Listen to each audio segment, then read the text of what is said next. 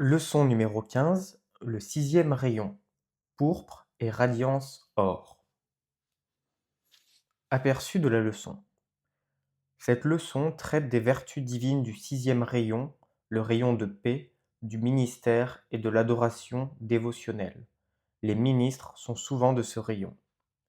La couleur du sixième rayon est le pourpre. La périphérie externe de la flamme est d'une radiance d'or. Les représentants principaux de ces rayons sont l'archange Uriel, l'Élohim Tranquillité et le maître ascensionné féminin Nada.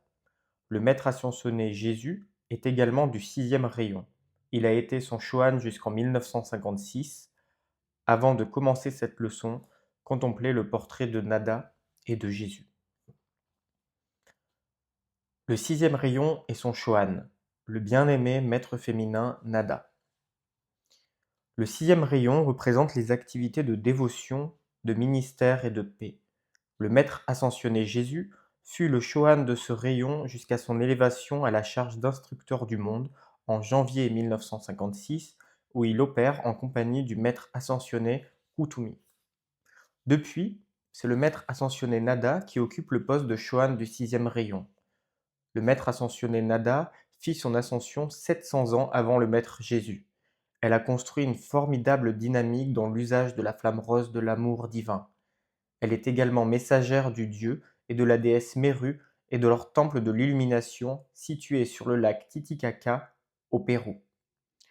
Le maître ascensionné Nada a apporté une aide importante à la dispensation chrétienne durant les 2 derniers millénaires. Elle assista Saint Germain en soutenant sa pétition initiale de la dispensation Ayam. L'une des activités de Nada est d'apporter la guérison. Nous pouvons également demander son aide pour corriger de mauvaises habitudes et dépendances, celles de la drogue, de l'alcool, du tabac, de la viande et d'autres substances malsaines. Cet appel peut être fait également pour d'autres personnes. Nous pouvons toujours faire des demandes de perfection pour d'autres individus. Nada apporte aussi son aide dans le domaine légal. Sa grande dynamique de service et d'amour s'épanche aujourd'hui au travers du sixième rayon. La note clé de Nada est contenue dans le chant Mon héros par Oskar Strauss. Message de Nada. Je viens vous apporter la radiance du pur amour divin, cet amour qui enveloppe la nature émotionnelle, pénètre l'esprit, dissipe l'amertume éthérique et soulage même la structure de la chair. Pendant de très nombreux âges, j'ai été entraîné à développer le bien en puissance dans la vie, et bien avant mon ascension, j'ai travaillé sous la conduite de la bien-aimée Charité, flamme jumelle de l'archange Samuel, pour tenter de surmonter les sentiments personnels du jeu externe qui aspirent à être parfaits eux-mêmes, mais ne sont pas toujours désireux de voir et d'encourager la même perfection chez d'autres. Je fis partie d'un groupe de filles au pays de Mésopotamie qui étaient toutes remplies de talents et d'accomplissements magnifiques, recevant de nombreuses félicitations et marques de reconnaissance. Cependant, je me trouvais moi-même tellement insuffisante que la bien-aimée Charité entreprit de m'enseigner que je pouvais accroître mon propre pouvoir d'amour en augmentant le talent des autres. En regardant en arrière sur ces longs âges, vous pourriez croire qu'il n'était pas difficile pour une jeune enfant de passer toutes ces heures de prière en silence et de répandre l'amour de manière impersonnelle sur mes sœurs talentueuses pour accroître bien au-delà de leur propre valeur potentielle leur don de la voix, de l'art et de la danse.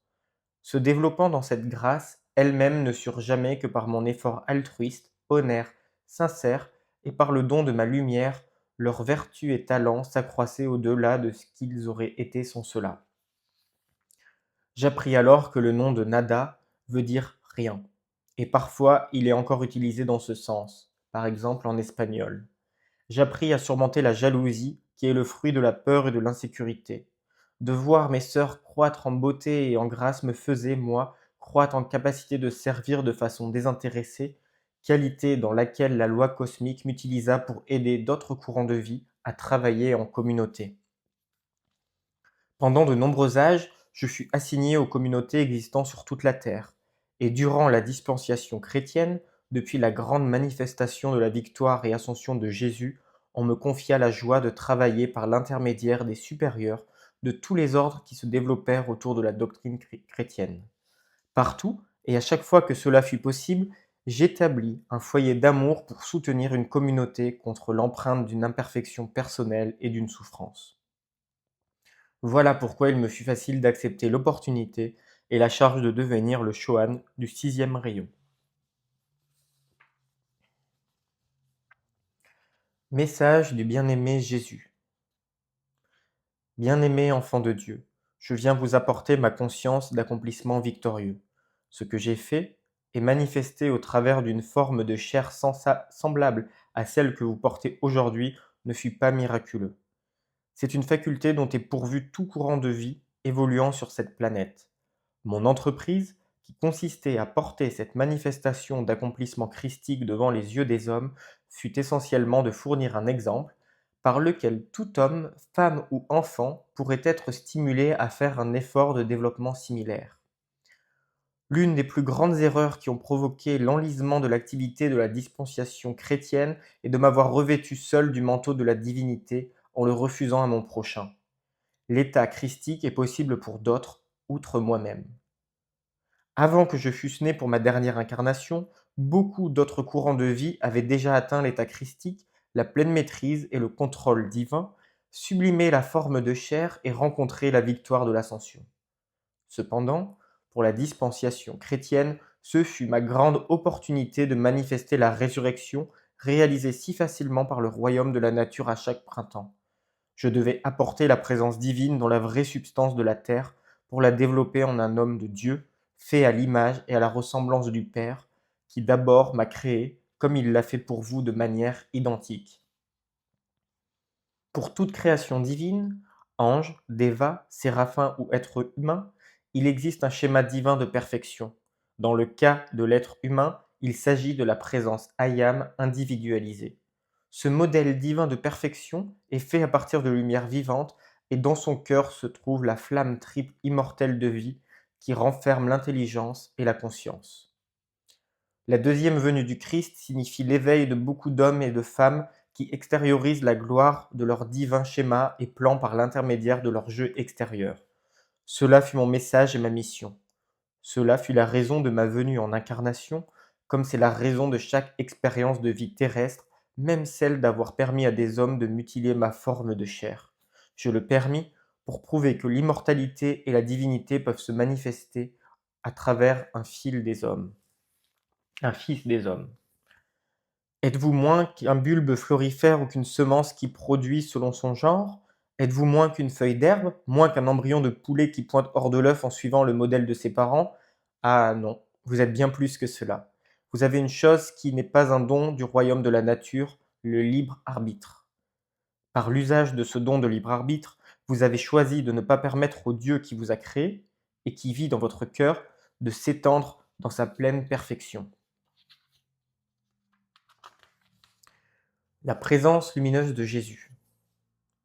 Quand elle est prononcée, l'expression au nom de Jésus-Christ ascensionné contient une action vibratoire qui repousse les individus et les vibrations qui ne sont pas de lumière.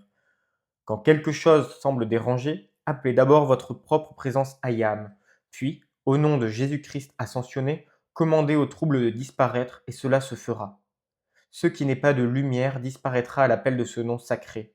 Le Maître a dit lui-même: demandez ce que vous voulez en mon nom et cela sera fait. La guérison, la protection et la perfection se manifestent quand vous faites appel à la présence lumineuse de Jésus ou à celle d'un autre Maître ascensionné et la visualisez. Voyez dans votre esprit le Maître ascensionné Jésus-Christ dans une lumière resplendissante, sentez cette essence de lumière blanche pénétrer dans toutes les parties de votre corps, de votre esprit et de vos sentiments. Faites-en une pratique et vous en ressentirez tout le pouvoir. Vous pouvez aussi envelopper dans cette présence lumineuse de Jésus-Christ tout individu que vous souhaitez assister et voir la guérison et la perfection s'installer au fur et à mesure que la lumière prend la place de toutes les ombres. Le bien-aimé Archange Uriel. Le bien-aimé Archange Uriel sert sur le 6e rayon. Son service est de s'occuper de toutes les évolutions appartenant à la Terre, quelques 10 milliards d'âmes. Il porte les magnifiques robes couleur pourpre du 6e rayon et il est entouré de myriades d'anges. Son complément divin et l'Archaïe connu sous le nom de Dona Grace. De grandes légions de sa cour sont toujours présentes à l'intérieur et autour des institutions d'incarcération, des hôpitaux, des prisons, des homes pour personnes âgées, et certains de ces anges sont toujours présents là où une âme se trouve dans la détresse. La véritable nature du service d'Uriel, le ministère, apporte la paix qui précède toute guérison de l'âme, de l'esprit, du corps et des affaires. La paix est un conducteur de rayons de guérison, car lorsqu'un individu est en état de tumulte, son aura rejette la guérison qu'il désire. Mais lorsqu'il est en paix, son aura accepte le rayon de guérison. Message de l'archange Uriel. Ayam, je suis l'esprit du ministère. Ayam, je suis l'esprit de paix. Ayam, je suis l'esprit de la grâce. Je suis le serviteur du Dieu unique et je me tiens aussi devant chacun de vous pour vous servir. Partout où est invoqué le nom de Dieu, en silence ou à haute voix, je suis là en un instant avec la plénitude de l'amour, des bienfaits, de la bénédiction, de la santé, de la foi et du pouvoir du Tout-Puissant. Ma bénédiction est fonction de la capacité de recevoir. Je dis à votre conscience, à vos esprits et à vos corps, au nom du Dieu unique tout-puissant, que la paix soit sur vous, sur votre conscience qui lutte, vos esprits sans repos, vos corps là, cette paix qui dépasse l'entendement de l'esprit extérieur. Laissez-la pénétrer maintenant dans chaque cellule, dans chaque fibre de votre personne et relaxez-vous en sachant que vous êtes immergé dans la présence du Tout-Puissant. Vous vivez, évoluez et existez véritablement dans le corps intelligent, vivant et respirant du Dieu universel. Et aussi loin que vous puissiez égarer vos pensées, vous ne pourrez jamais quitter la sécurité de son sein. Il ne faut pour cela que votre réveil à la présence dans la sécurité de votre cœur aimant. De tous les anges qui peuplent l'atmosphère interne autour de votre planète, les légions les plus grandes sont celles du Seigneur Michel et les miennes. Nous sommes les serviteurs de Dieu. C'est notre grande opportunité, notre joie de servir dans le cadre du schéma universel des fils et filles de Dieu qui se sont empêtrés par la pensée et les sentiments dans de pénibles expériences et qui, en fin de compte, tôt ou tard, vont invoquer le pouvoir supérieur et demander assistance pour s'en extirper. Nous sommes ces légions qui répondent aux appels et aux prières émanant des hommes, même les plus insignifiants. Les anges du ministère selon leur rang, du cœur du soleil central vers le royaume astral et psychique.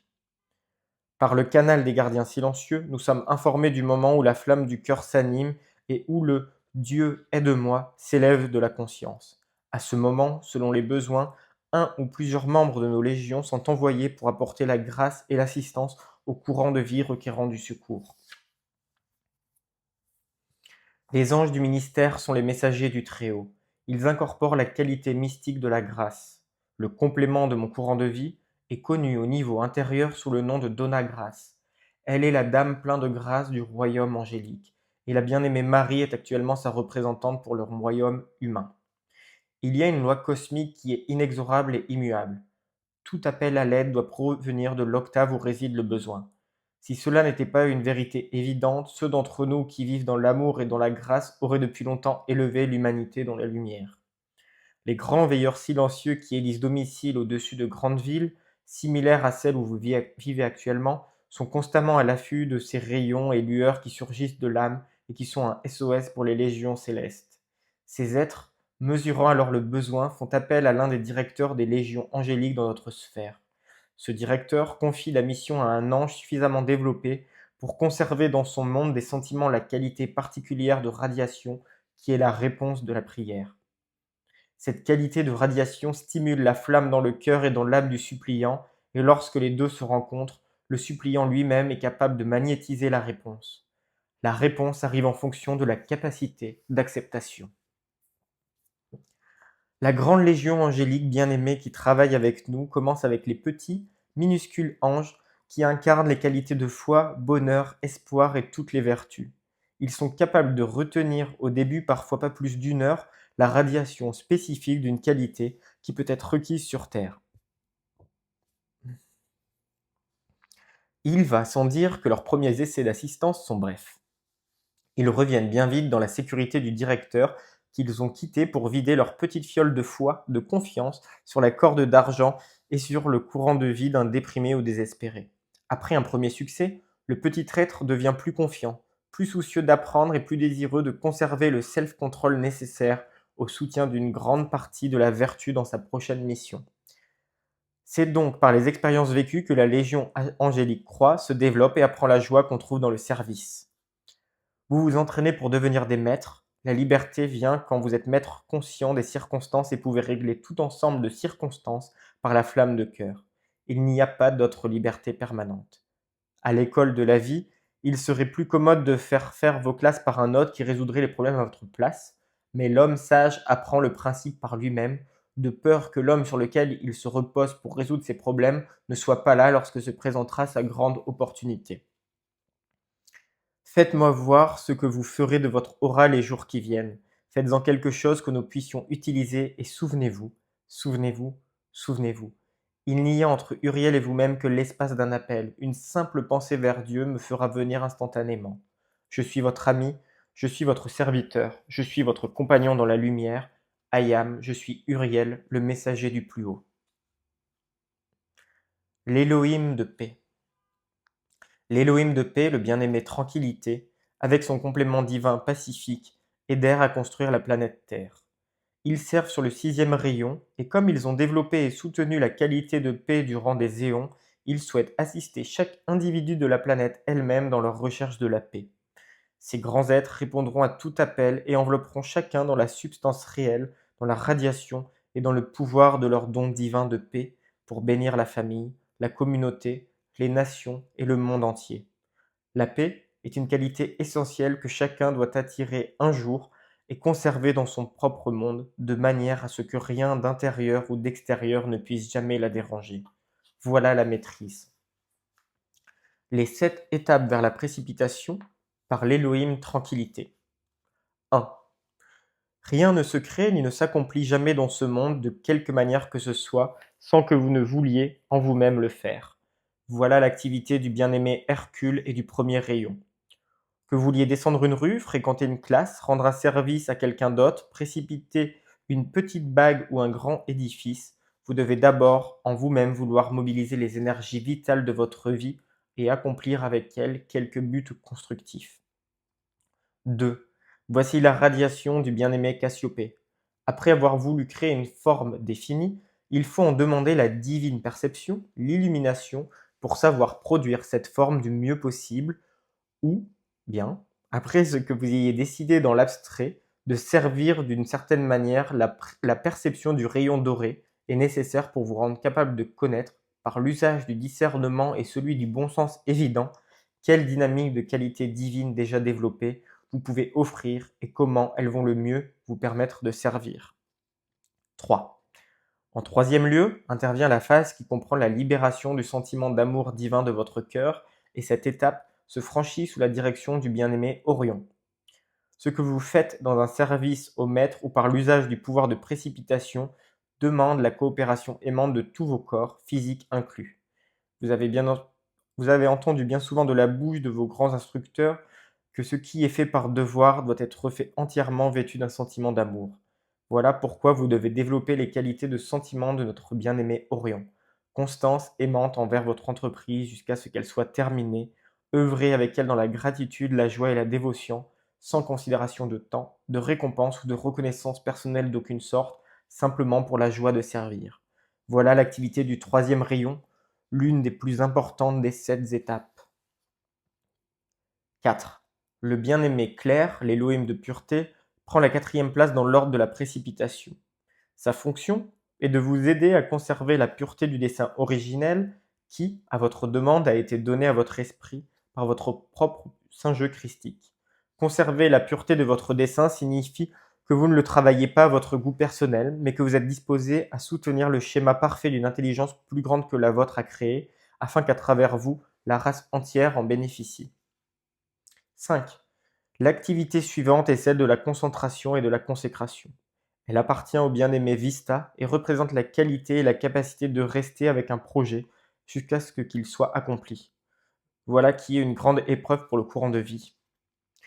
Habituellement, les feux vitaux de l'enthousiasme, joyeux et du zèle, qui embrasent le fervent étudiant quand il aborde pour la première fois la vérité de cette lumière, deviennent cendres dans les 6 mois suivants.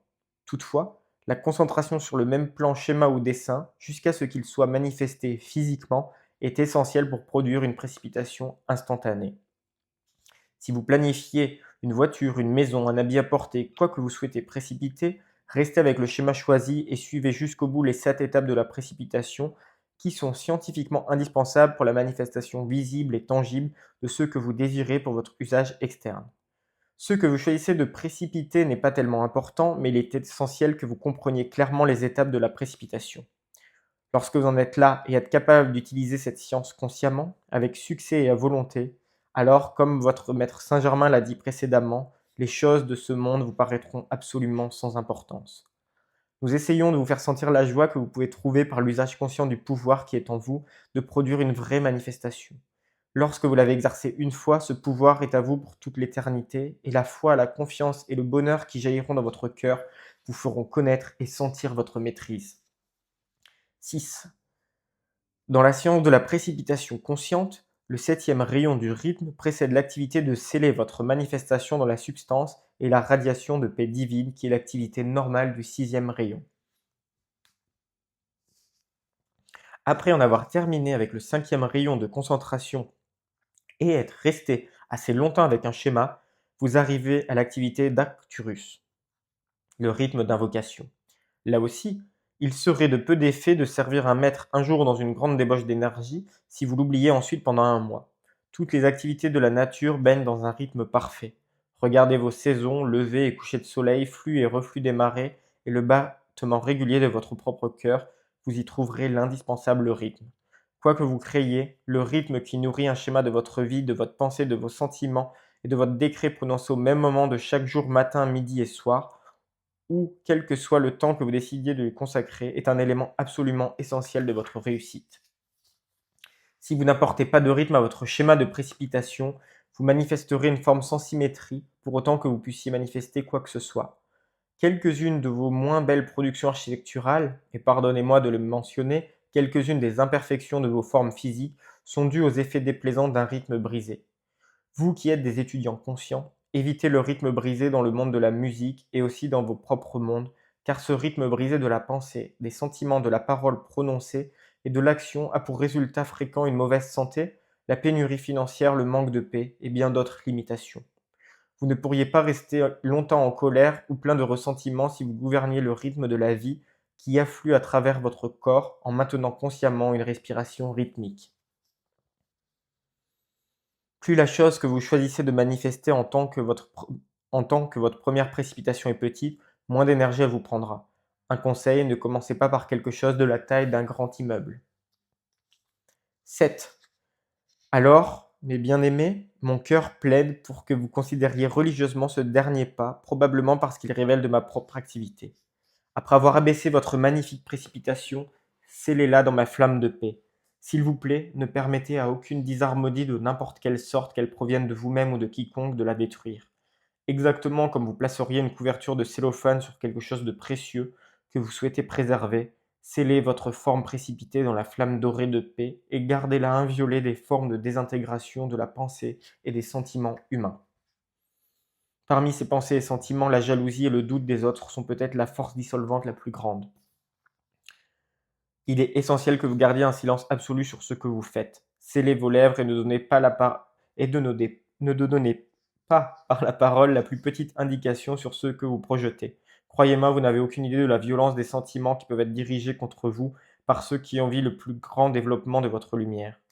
Lorsque la création originale de cette planète fut finalement manifestée, lorsque les activités du rythme d'Acturus eurent produit la dernière invocation d'énergie nécessaire à la finition de votre planète, lorsque la flamme septuple des Elohim eut rempli son parfait office, lorsque la Terre commença à tourner sur son axe et à émettre dans l'atmosphère sa note clé harmonieuse pour accroître la musique des sphères, ce fut vraiment quelque chose de merveilleux à voir et à entendre. En ce temps-là, la paix, qui dépasse l'entendement de l'esprit humain, habitait l'atmosphère de la planète.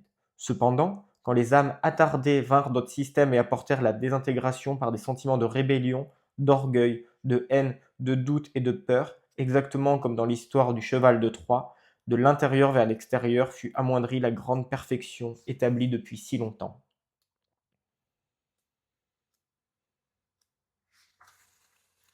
Évolution d'un Elohim par l'Elohim de la paix. L'évolution des Elohim se réalise à travers le royaume élémental, El et mental voulant dire esprit de Dieu. Nous avons tous commencé notre carrière à des époques différentes comme de petits êtres élémentaux appartenant à différents systèmes et galaxies. Je fus l'un des élémentaux qui suivirent l'ordre exact de la création. Vous avez vu cette lumière universelle élémentale qui remplit l'atmosphère? Ces petits électrons ne semblent aller nulle part, ils papillonnent au soleil de ci et de là. Voyez-vous, lorsque quelqu'un vient d'être créé par Dieu, il dispose de la liberté totale juste pour se faire plaisir. De là, l'idée qu'ont certaines personnes d'un paradis d'éternelle réjouissance et de repos, où l'attitude générale est du genre fais ce qu'il te plaît. Ils se souviennent du passé, mais ne voient pas l'avenir. Je vous préviens que le futur ne va pas y ressembler. Ces jours furent une période pré-édénienne. Il y a longtemps, très longtemps, je fus l'un de ces minuscules élémentaux, passant d'une chose à l'autre dans mon univers, et chaque fois que l'envie m'en prenait, je m'attachais à quelques rayons de lumière projetés par quelque être dont j'étais à peine conscient. Parfois, je courais sur un grand rayon de lumière destiné à faire partie d'une étoile ou de quelque autre charmante création divine. Je n'avais ni obligation, ni responsabilité.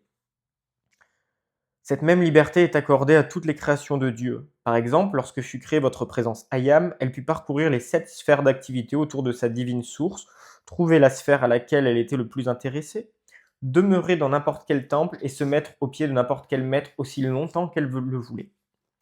Les anges disposent d'une liberté similaire. Lorsqu'ils sont créés pour la première fois, ils s'ébattent dans la gloire et dans la lumière du corps de Dieu, et plus tard, ils deviennent une parcelle des vertus de foi, d'espoir, de charité, ou de quelque autre vertu divine, comme ils le souhaitent. Ces anges vivent dans les temples de leur choix, ils absorbent et sont, tout simplement. Puis, un jour, tout d'un coup, en moi-même naquit le désir d'être un élémental conscient de la création. Lorsque cela se produit chez n'importe qui, cela veut dire que l'activité du premier rayon, la volonté de faire, est née dans cet être. C'est ainsi qu'il en fut pour moi. Alors, je cherchais quelqu'un que je connaissais et qui pût me dire quoi faire, et lorsque je le trouvai, il me dit que si je voulais bien aller à un certain temple de la nature, je pourrais apprendre à construire une forme, peut-être une fleur. Pour ce faire, en compagnie d'autres ayant la même intention, je dus apprendre à conserver la forme pensée qui nous était montrée sur l'autel par le Deva président, notre instructeur. Après m'être enrôlé comme étudiant dans ce temple de la nature, ma première tâche fut de construire une fleur jaune à 5 pétales. Je ne l'oublierai jamais. Oh, nous devions bien être quelques centaines dans cette classe, tous aussi responsables que moi. Nous pouvions entendre une musique exquise provenant de l'extérieur, l'air était si agréable et frais, hors des fenêtres, de merveilleux êtres de lumière passaient dans l'atmosphère, et garder le schéma de cette fleur était devenu, croyez-moi, si monotone. Cependant, le Deva se tenait devant l'autel, et de lui-même, il extériorisait le schéma de cette fleur que nous devions apprendre à créer. Il essayait de capter nos pensées et de les focaliser sur cette fleur. Bientôt, je trouvai que la volonté de faire n'était pas suffisante et que 6 autres étapes de création devraient suivre pour parfaire l'activité. Alors, tout d'un coup, la perception entra dans mon esprit, je pensai: «Oui, c'est une partie de la création» et perçus au moins ce que le Déva essayait de me faire faire. Jusque-là, j'avais joui de la fragrance, de la couleur et de la symétrie de cette fleur et je n'avais pas ressenti le désir de faire autre chose que cela. En même temps que ce sentiment de perception prenait possession de moi, je fis consciemment une tentative. Oh, cette première figure que j'essayais de créer était certainement déformée. C'était une sorte de carré, elle n'avait pas assez de pétales ni la senteur souhaitée. De plus, dès que j'en détournais mon attention, elle disparaissait.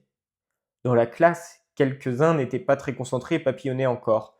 Cependant, ceux d'entre nous qui étaient réellement sérieux s'approchèrent des premiers rangs plus près de l'autel.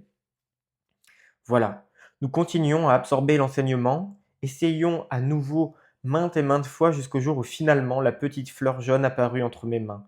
J'en fus tellement heureux. Cette fois-ci, elle avait le nombre juste de pétales, la bonne couleur et la fragrance correcte. Mais, oh, bonté divine, juste quand je voulus la présenter au Deva, un archange passa devant la fenêtre et mon attention, attirée par sa magnifique lumière, s'en détourna un instant. Lorsque je revins sur ma fleur, elle avait disparu. Juste un manque de concentration. Vous voyez?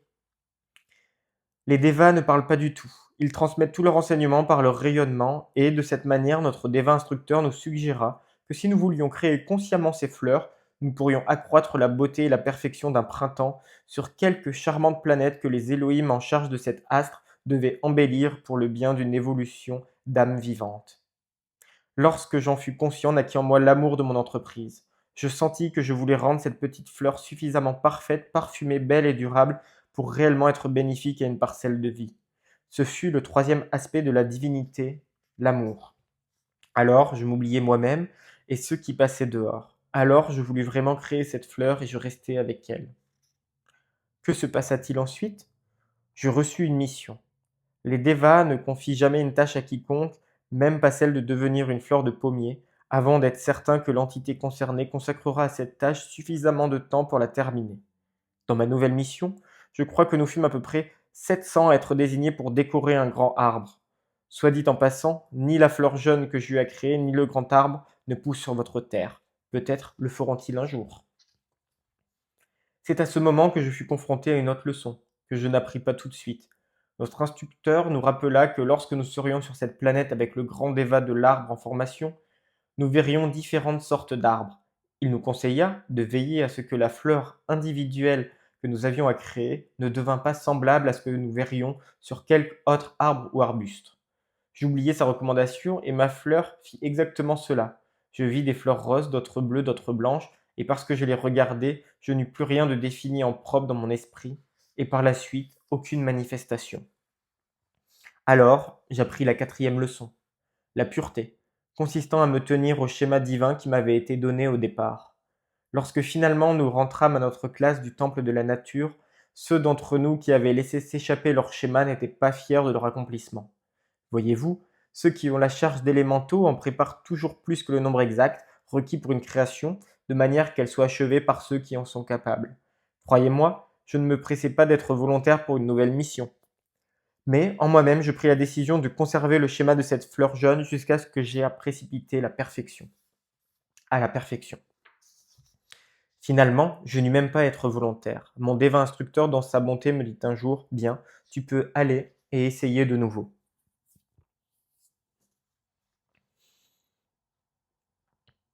Cette fois-ci, je fermai les yeux, l'esprit et l'attention à tout ce qui n'était pas le devenir de cette fleur jaune. Mais encore, il me restait à me souvenir de la constance, car je permis à mes pétales de tomber avant la fin du printemps. Je devais apprendre la cinquième activité, être constant et conserver ma concentration jusqu'à ce que le Deva me rappelât à la maison. À cause de mon manque de constance et après la chute prématurée de mes pétales, je fus de retour à la maison un plein mois avant les autres. Je dois avouer que je ne retournai pas au temple pour un bout de temps. Je faisais les 100 pas dehors, mais je n'entrais pas. Finalement, je dus y entrer. Vous connaissez cela. Où que vous soyez et quoi que vous ayez décidé de faire, vous devez le terminer un jour. Il en va de même pour les humains. Ils peuvent s'amuser à perdre leur temps aussi longtemps qu'ils le souhaitent, mais un jour, ils doivent achever leur leçon et accomplir leur plan divin.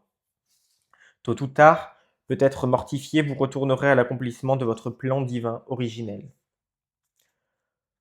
Lorsque nous rassemblâmes à nouveau Lorsque nous nous rassemblâmes à nouveau devant le Deva dans le temple de la nature, je m'assis tout au fond au dernier rang. J'étais petit de taille et pensais qu'on ne me verrait pas facilement.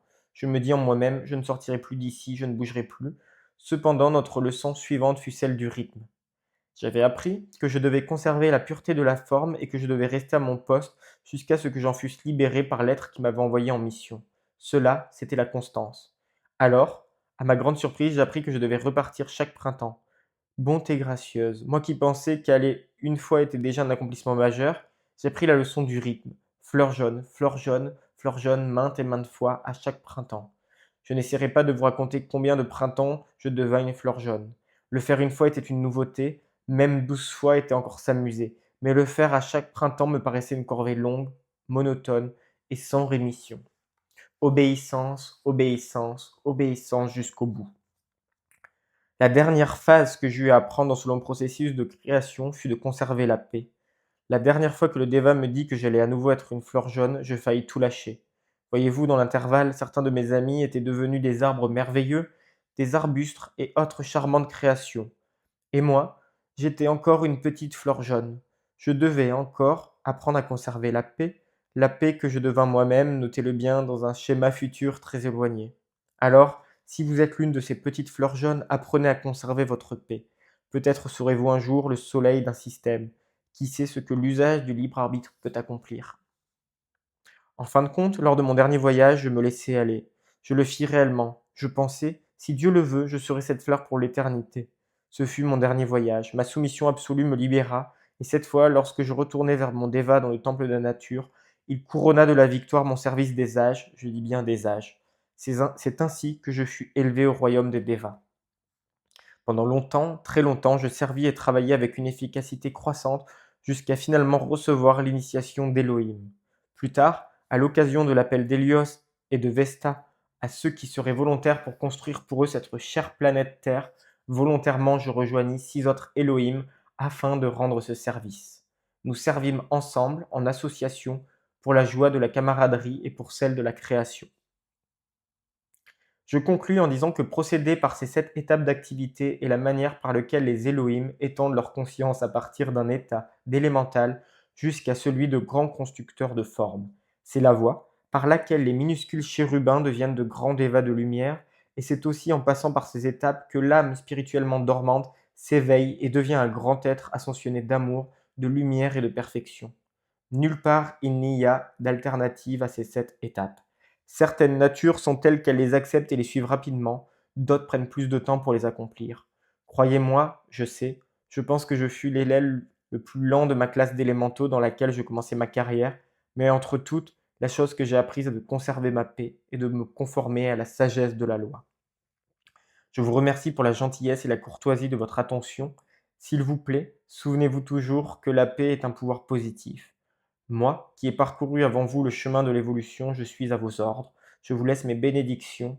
Puissent toutes vos précipitations être parfaites, vos fleurs magnifiques, puissent toutes vos entreprises divines réussir, au nom de Dieu. Décret de groupe. Puissante présence Ayam, bien-aimé archange Uriel, bien-aimé Elohim de paix, bien-aimé Jésus, faites que je sois une présence de réconfort qui apporte les qualités de paix et de ministère à toute vie que j'approche. Ayam, je suis la paix de l'Elohim tranquillité. Ayam, je suis sa libération totale. Ayam, je suis la paix de l'Elohim tranquillité. Ayam, je suis sa paix cosmique. Ayam, je suis la paix de l'Elohim tranquillité. Ayam, je suis son pouvoir cosmique. Ayam, je suis la paix de l'Elohim tranquillité. À chaque heure, il double cette paix par mon intermédiaire. Ce décret peut être également prononcé dans les variantes suivantes. A. Ayam, je suis la paix de l'archange Uriel. B. Ayam, je suis la victoire de Jésus-Christ ascensionné.